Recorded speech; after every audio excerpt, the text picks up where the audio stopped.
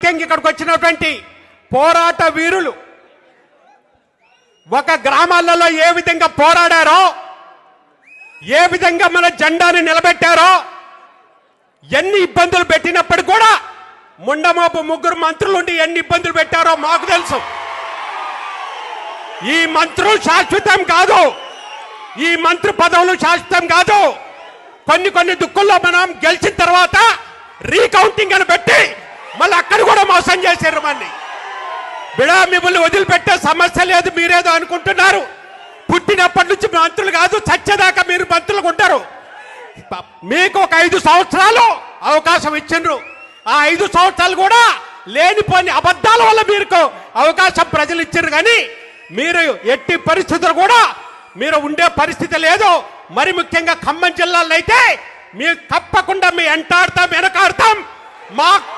మా యొక్క కార్యకర్తల్ని ఇబ్బంది పెట్టినటువంటి ప్రతి ఒక్కళ్ళని కూడా వదిలిపెట్టే సమస్య లేనే లేదు.